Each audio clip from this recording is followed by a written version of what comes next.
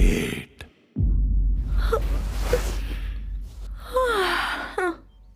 Madam. Ramdas. हाँ madam, मैं हूँ रामदास। तुम यहाँ क्या कर रहे हो? मैडम, आप ठीक है ना? हाँ, मैं कहाँ हूँ? वो कहाँ गया? रामदास, कर्नल एंड्रूज, वहाँ वो दरिंदा जंगल के अंदर, और फिर वो आदमी।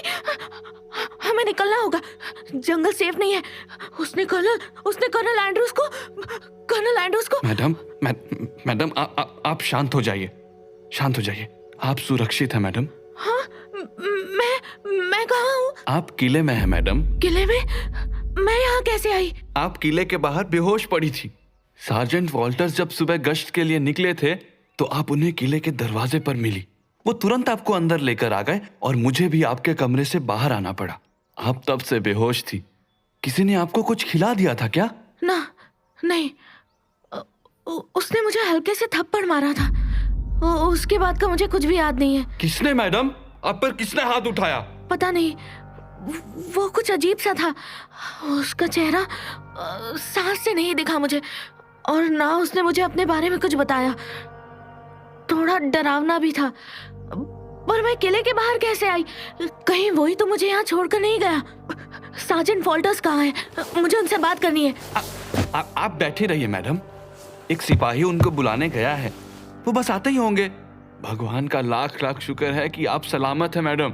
अगली बार मैं आपके ऐसे किसी भी योजना में आपका साथ नहीं देने वाला हूँ मैडम। मैं ठीक हूँ रामदास। नहीं मैडम, माना कि मैं आपका नौकर हूँ, पर मैंने आपको हमेशा अपनी बहन की तरह माना है। बचपन में जब पिताजी का देहांत हो गया था और बड़े साहब ने माँ और मुझे हवेली पर रहने की जगह और काम दोनों दिया था, तब मैं बहुत छोटा था।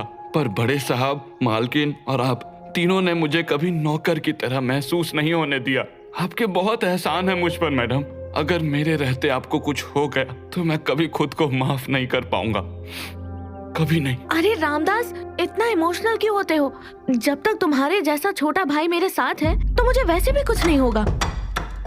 आई एम ग्लैड कि आपको कुछ नहीं हुआ है मिस अनीता, बट लगता है आपको मौत के मुंह में जाने का शौक है। सार्जेंट वॉल्टर्स, वो मैंने आपको वार्न किया था मिस, पर फिर भी आप रात को जंगल में गई। एक बार कर्नल एंड्रूज वापस आ जाए, आई विल मेक श्योर कि आप दोनों को आज ही वापस भेज दिया जाए। कर्नल एंड्रूज अब वापस नहीं आएंगे सार्जेंट। व्हाट? क्या मतलब है वापस नहीं आएंगे?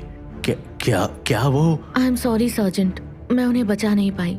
उस दरिंदे ने कर्नल को मेरे ठीक सामने। मुझे नहीं पता कि मैं आपको कैसे बताऊं कि कल रात क्या हुआ था। सिपाही चंद्रभान। जी सार्जेंट साहब। अपने साथ 8-10 सिपाहीज को ले जाओ और देखो कि कर्नल एंड्रूज की बॉडी कहाँ है। पूरा जंगल छान मारो, पर सनसेट होने से पहले कैसे भी return to the fort. Dismissed. जी सार्जेंट साहब। सार्जेंट वॉल्टर्स, मेरे पास बहुत से सवाल हैं। Miss Anita, please give me some time. Colonel Andrews was like my elder brother. मैं आपके सारे सवालों का जवाब दूंगा, but for some time I want to be left alone. Okay sergeant.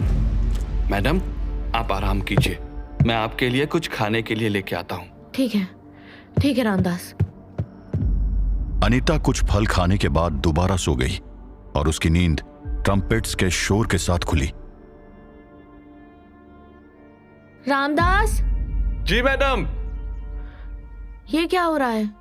वो कर्नल एंड्रूज की लाश यहाँ से बस कुछ ही दूर जंगल के अंदर मिली है, दो टुकड़ों में।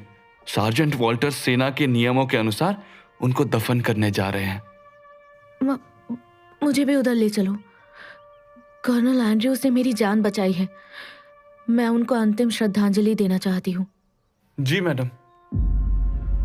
अनीता रामदास के साथ किले के ठीक पीछे खेत में जा पहुंची, जहां कर्नल एंड्रूज के शरीर को मिट्टी के हवाले किया जा रहा था। We therefore commit his body to the ground, earth to earth, ashes to ashes, dust to dust, looking for that blessed hope when the Lord himself shall descend from heaven with a shout, with the voice of the archangel, and with the trump of God, and the dead in Christ shall rise first. Amen. Amen. Everyone, 10 hut, ready arms, fire! Soldiers, colonel Andrews एक बहुत बहादुर leader थे। वो अपनी unit के हर soldier को अपनी family समझते थे। आज वो हमारे बीच नहीं है और इसका कारण इन्हीं जंगलों में कहीं छुपा हुआ है। But we will not allow his sacrifice to go in vain. मैं जानता हूं कि अभी हम सब हर्ट है, मगर ये पेन तब तक नहीं जाएगा जब तक कर्नल एंड्रूज का हत्यारा इन जंगलों में खुला घूम रहा है। So take rest. आज रात जितना आराम करना है कर लो, क्योंकि कल सुबह हम शिकार पर निकलेंगे। And God be my witness, चाहे हमें इस पूरे जंगल को जलाना पड़े, हम तब तक नहीं रुकेंगे जब तक कर्नल एंड्रूज की मौत का बदला नहीं ले लेते। Vengeance will be yours। Sergeant Walter's, sergeant, yes miss Anita. आप जल्दबाजी कर रहे हैं। प्लीज, जंगल में जाने का मतलब है आप सबकी मौत। आप बिना दुश्मन को जाने उसको नहीं हरा पाएंगे। दुश्मन को जाने बिना मैं जानता हूँ कि दुश्मन कौन है। कौन? Who else? ये उन्हीं रेबल्स का काम है। उन्होंने पहले हाफ को टॉर्चर किया और फिर कर्नल को मारा। They are bloody savages। हार्व? ये हार्व कौन है? हार्व? आप उसके बारे में क्यों पूछ रही है? Because sergeant Walters, colonel Andrews को जिस दरिंदे ने मारा उससे कर्नल ने बात की थी। वो उसको हार्व बुला रहे थे। What? Are you sure miss कि कर्नल ने हाफ का नाम लिया था? यस सार्जेंट, मैंने साफ साफ सुना था। वो उस दरिंदे से कह रहे थे कि हार्व तुम इससे लड़ सकते हो। सार्जेंट, ये हार्व कौन है? मिस अनीता, आप थोड़ी देर बाद मुझसे कर्नल के ऑफिस में आकर मिलिए। अनीता को सवालों के साथ छोड़कर सार्जेंट वॉल्टर्स फिर से फोर्ट के अंदर चले गए। वहीं दूसरी ओर जंगल में ड्रैकुला शिकार पर निकल चुका था। लुपन्स, 400 साल पहले इन्होंने मेरे शहर पर अटैक किया था, मगर क्यों? पर इस बार उसको मारने से पहले पूछूंगा जरूर। पर ये बार बार मुझसे टकराकर भाग क्यों जाते हैं? आई थिंक वो किसी खास मौके का वेट कर रहा है। पर क्या? और उसका इस जंगल में मौजूद होना इस बात का प्रूफ है कि यहाँ कोई तो गहरा रहस्य दफन है। कहीं ये भी उस मंदिर को। पर क्यों? ड्रैकुला अपनी भूख मिटाने के लिए शिकार शुरू कर चुका था और उसी वक्त जंगल के किसी कोने में वो भेड़िया अपने शिकार को चीर कर खा रहा था। तभी उसके पास एक कमजोर जख्मी भेड़िया लंगड़ाते हुए आया।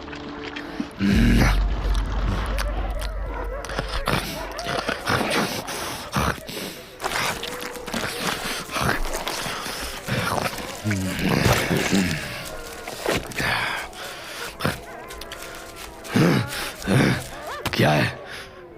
भाग जाओ कमीनो, ये मेरे शिकार है। जाओ अपना शिकार खुद करो। उसने 50 भेड़ियों को फाड़ कर रख दिया। मैं अभी उसे भिड़ने की गलती नहीं कर सकता हूँ। मुझे इंतजार करना होगा। फुल मून में मेरी पावर्स सबसे ज्यादा होंगी, मगर उसके साथ साथ मुझे उसे कमजोर करने का इंतजाम भी करना होगा। पूरी भेड़िया फौज को काम पर लगाना होगा, क्योंकि इस जंगल में वो चीज कहाँ छुपी है कोई नहीं जानता है। बस एक बार वो चीज मिल जाए, फिर उसकी शक्तियां मेरे कब्जे में होंगी और फिर मैं उसकी हड्डियों को चबा चबा के खाऊंगा।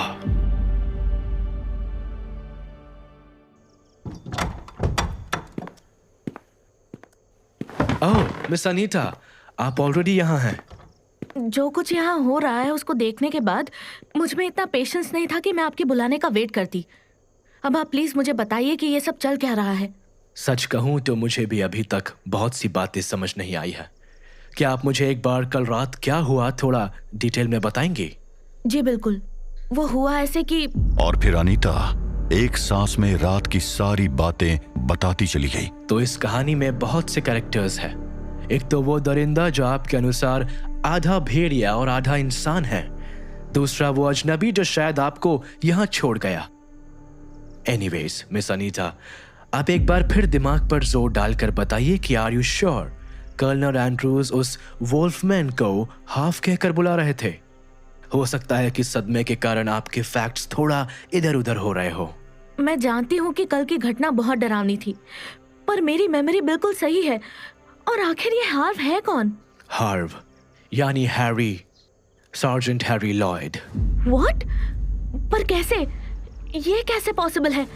मुझे तो बताया गया था कि सार्जेंट हैरी बीमार है और अपने रूम में आइसोलेशन में है। A lie. It is all a lie. एक झूठ जिसे कर्नल एंड्रूज ने फैलाया था मेरी हेल्प से। सार्जेंट वॉल्टर्स, आप प्लीज मुझे पूरी बात बताइए। हमारी यूनिट यहाँ पर ब्रिटिश एम्पायर के एक आउटपोस्ट के रूप में काम करने के लिए भेजी गई थी। यहाँ के लोकल लैंडलॉर्ड्स पहले ही हार मान चुके थे। आसपास के गांव वाले हमारा सपोर्ट करते थे क्योंकि उनके लिए हम एक सेवियर थे जिन्होंने लोकल लैंडलॉर्ड से उनको फ्री करवाया था। ऐसा ही एक गांव था, चार भाटा। आदिवासियों का वो गांव हमें अपने ईश्वर जैसा मानता था। जिंदगी बहुत आराम से कट रही थी। हम सब इस छोटे से किले में खुश थे। कर्नल एंड्रूज और हैरी अक्सर जंगलों में शिकार करने जाया करते थे, मगर हमारी ये खुशी ज्यादा दिन नहीं टिकी और शायद इसकी शुरुआत उसी हादसे से हुई है। कौन सा हादसा?